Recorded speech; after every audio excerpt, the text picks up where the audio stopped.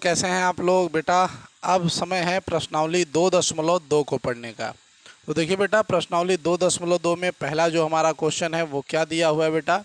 वो दिया हुआ है कि निम्नलिखित पर बहुपद 5x - 4x स्क्वायर प्लस 3 के मान ज्ञात कीजिए।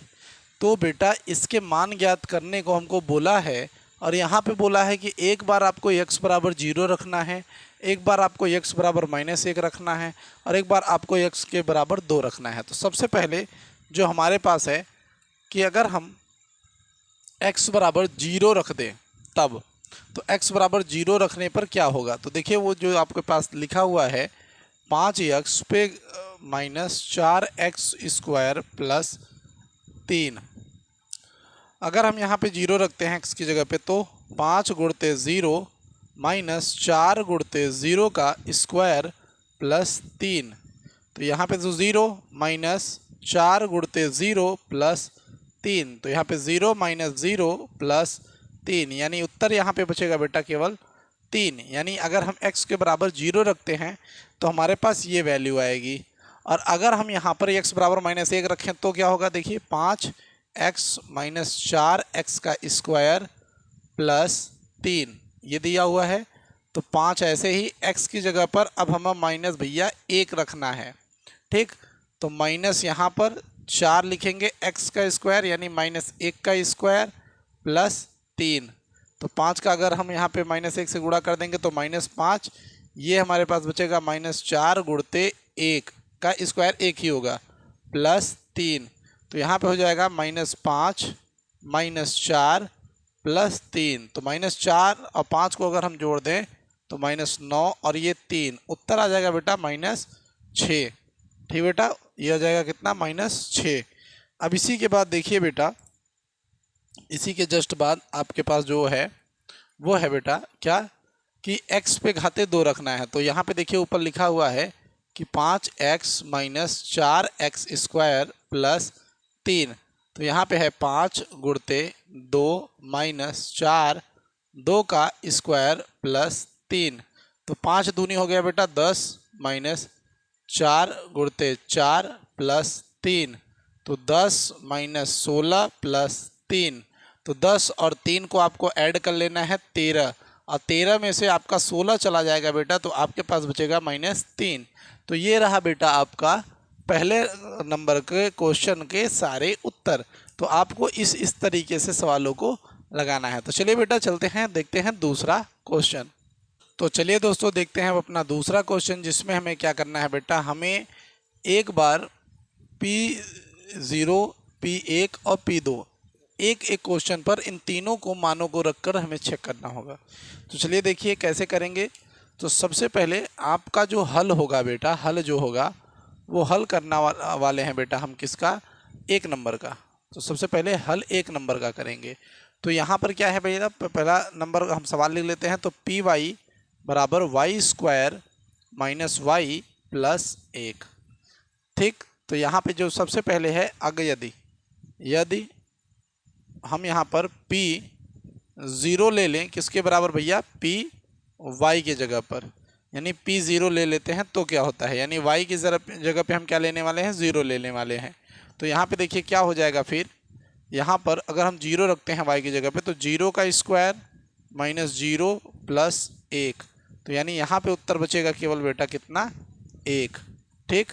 उसके बाद देखिए यदि हम P1 ले लें, तो यदि हम P1 ले लें तो क्या होगा। तो इस स्थिति में यदि हम P1 लेते हैं तो देखिए ये हमारे पास है भैया 1 का स्क्वायर -1 और प्लस 1। यहाँ पे अगर हम 1 का स्क्वायर करेंगे तो 1 ही होगा, 1 -1 और प्लस 1, उत्तर आ जाएगा बेटा, ये इससे कट जाएगा, उत्तर आएगा बेटा 1।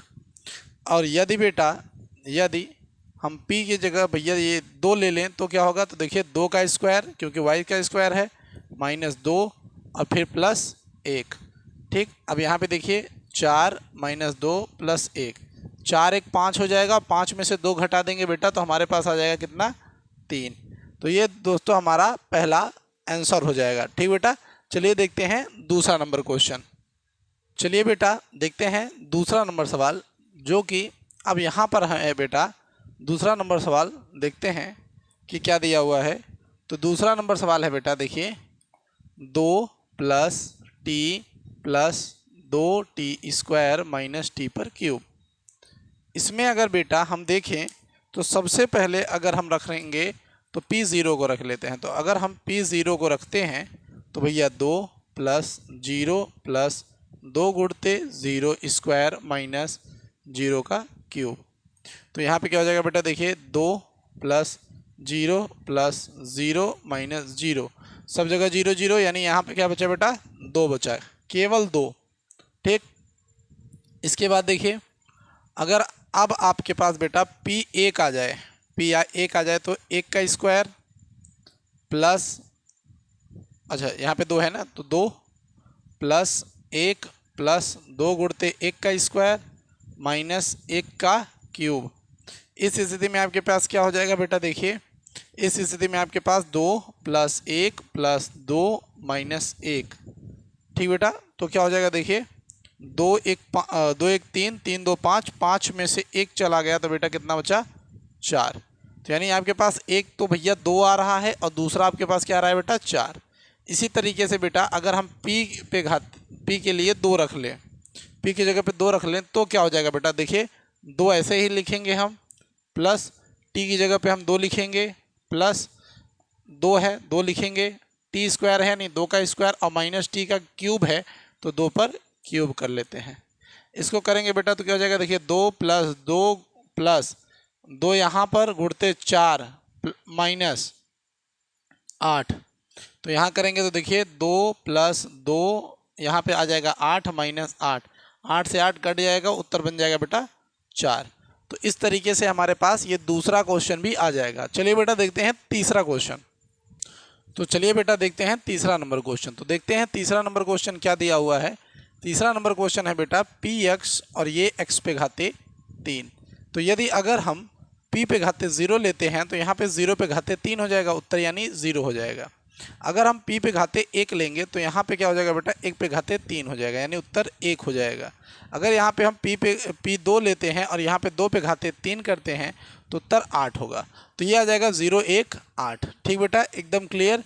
चलिए देखते हैं अपना चौथा नंबर क्वेश्चन। तो चलिए बच्चा देखते हैं चौथा नंबर क्वेश्चन जो कि दिया हुआ है px बराबर x माइनस 1 और x प्लस 1, ऐसे दिया हुआ है। तो देखिए अगर हम यहाँ पर अब वैल्यू रखेंगे, मान लेते हैं अगर हम एक बार p पे घाते 0 रख लेते हैं तो क्या होगा, 0 माइनस 1 और यहाँ पे हो जाएगा 0 प्लस 1। तो इस हिसाब से आपके पास हो जाएगा माइनस 1 गुणते 1, तो उत्तर आपके पास बचेगा क्या बेटा, केवल माइनस 1। ठीक, उसके बाद देखिए बेटा अगर हम यहाँ पे p पे घाते p1 ले लेते हैं तो यहाँ पे हो जाएगा बेटा 1 माइनस 1 और यहाँ हो जाएगा 1 प्लस 1, यानी आपके पास यहाँ पे बचेगा 0 गुणते 2, तो उत्तर आपके पास हो जाएगा बेटा केवल 0। यहाँ पे उत्तर हो जाएगा 0।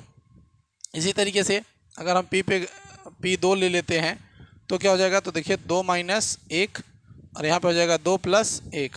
ठीक बेटा, तो यहाँ पे हो जाएगा देखिए क्या, 1 गुणते 3, तो उत्तर क्या हो जाएगा बेटा 3। ठीक बेटा, तो इस तरीके से हमारा चौथा नंबर क्वेश्चन भी हो गया। अब देखिए बेटा हम चलते हैं अपने नेक्स्ट क्वेश्चन की तरफ। तो चलिए दोस्तों देखते हैं अब अपना तीसरा नंबर क्वेश्चन। तो चलिए दोस्तों देखते हैं अब अपना तीसरा नंबर क्वेश्चन जो कि बेटा एकदम आराम से हमें ये सिद्ध करना है कि जो इसमें आपको दिया गया है लास्ट में वो शून्यक है। जैसे आपको पहला सवाल यहाँ पे मैंने लिख दिया है कि ये px बराबर 3x प्लस 1, यानी x की जगह पे हमें माइनस 1/3 रखना है और ये सारा का सारा वैल्यू 0 हो गया। तो यही सिद्ध हो गया हमारा कि भैया ये वाली संख्या इसकी क्या है, शून्यक है। तो कैसे करेंगे, देखिए सीधा सीधा हमें क्या करना है कि यहाँ पे जहाँ पे x लिखा है वहीं पे माइनस 1/3 ला देना है। तो p माइनस 1/3 ला दिए हम। अब बराबर देखिए 3 गुणते माइनस 1/3 प्लस 1।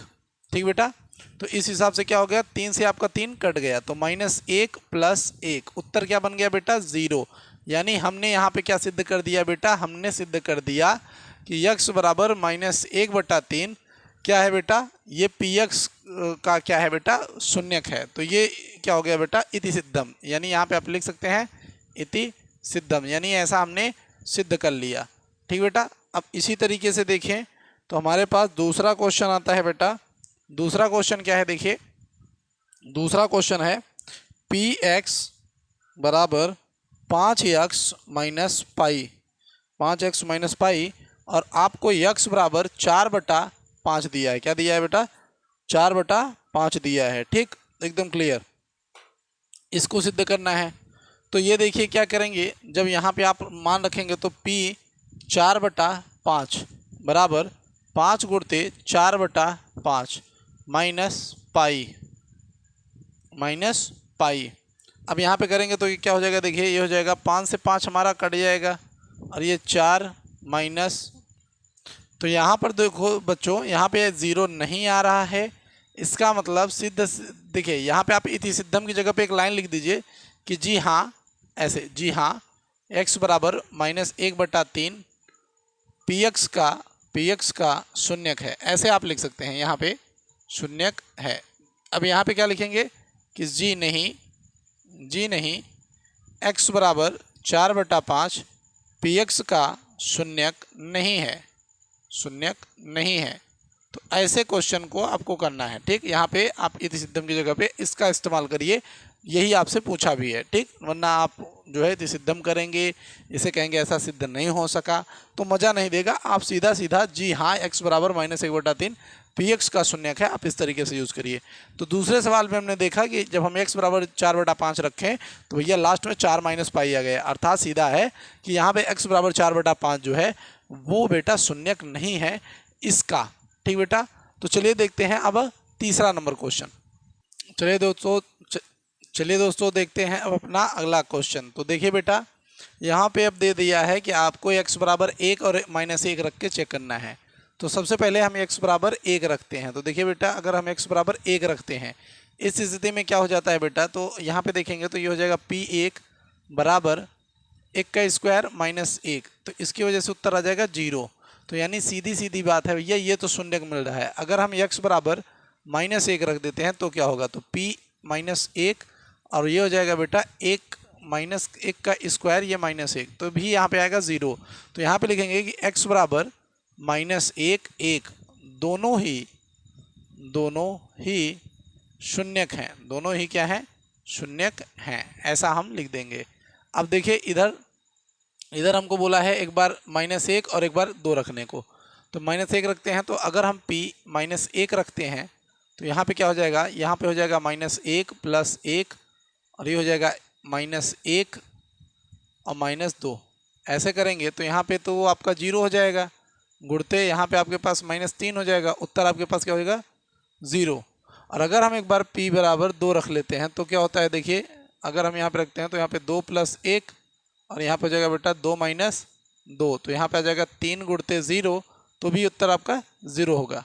यानी आप यहाँ पे लिखेंगे कि x बराबर -1 और 2 दोनों ही क्या है बेटा, दोनों ही शून्यक हैं, दोनों ही क्या है बेटा, शून्यक हैं, ऐसा आप लिखेंगे बेटा।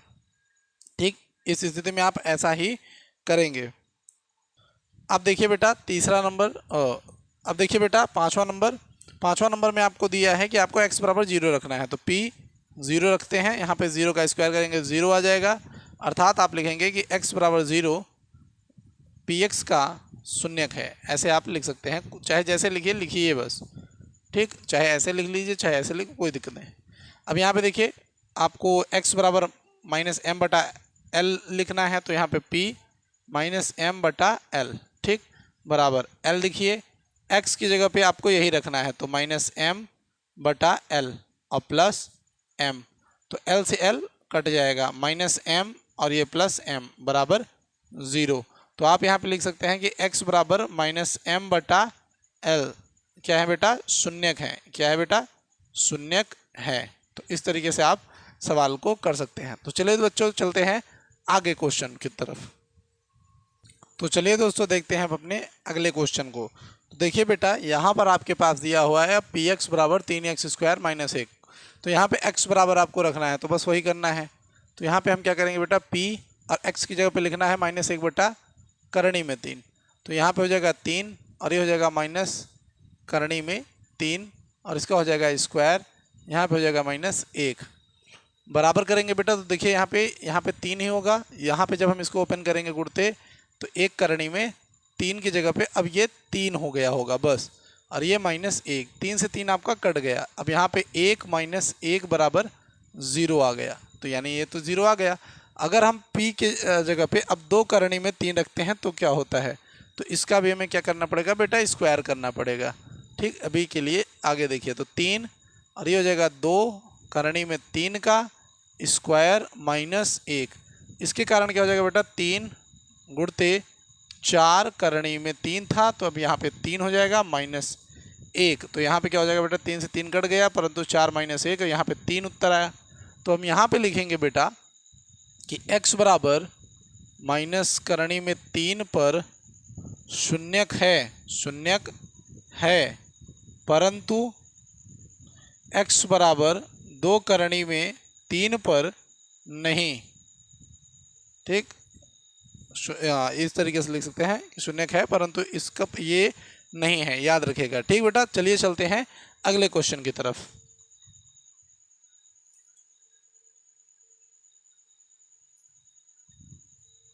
तो देखिए दोस्तों, अब अगला क्वेश्चन जो कि हमारे पास है, तो यहाँ पे हमें x का मान केवल 1/2 रखना है, तो p 1/2 हम ऐसे ही रखेंगे बराबर 2 गुणते 1/2 + 1। इससे हम इसको काट देंगे तो उत्तर हमारे पास होगा 1 + 1 यानी 2। तो यानी ये भी शून्यक नहीं है, तो हम यहाँ पे लिखेंगे x बराबर 1/2 px का शून्यक नहीं है। तो ये इस तरीके से हमने लिख दिया, px का शून्यक नहीं है। ठीक, तो ये जो है आपके पास सारे के सारे आंसर हो गए। ठीक बेटा, चलिए चलते हैं अगले क्वेश्चन की तरफ। दोस्तों देखते हैं अब अपना आखिरी क्वेश्चन, जिसमें हमें बहुपद का शून्यक ज्ञात करना है। तो किस प्रकार से करेंगे बेटा, तो चलिए देखते हैं। तो सबसे पहले जो सवाल आपके पास दिया हुआ है वो दिया हुआ है भैया x + 5। तो यहाँ पे क्या करेंगे, हम यहाँ पे लिखेंगे कि माना, ऐसे लिखेंगे माना px बराबर 0। तो हमने क्या किया, माना px बराबर 0, यानी हमने इसके बराबर 0 मान लिया। जैसे ही हमने इसके बराबर 0 माना, ये हो गया 0 बराबर x + 5। ठीक, तो अब यहाँ पे क्या करेंगे, देखिए इस 5 को हम इधर भेज देते हैं, तो ये क्या हो जाएगा बेटा, ये हो जाएगा -5 बराबर x, यानी यहाँ पर हमने इसके शून्यक को फाइंड कर लिया। तो हमने क्या लिख सकते हैं कि x + 5 का शून्यक क्या है बेटा, वो है -5 है। ठीक, ऐसे आप लिख सकते हैं कि जब हमने इसको किया तो हमारे पास क्या आ गया बेटा, -5 आ गया, वही इसका शून्यक है। फिर उसके बाद देखिए आपके पास इस साइड में है, फिर वही करेंगे हम कि माना px बराबर 0। तो यहाँ पे हो जाएगा 0 बराबर x - 5, माइनस को उधर भेज देंगे तो 5, यहाँ पे x बराबर 5 हो गया। तो अब यहाँ पे लिखेंगे कि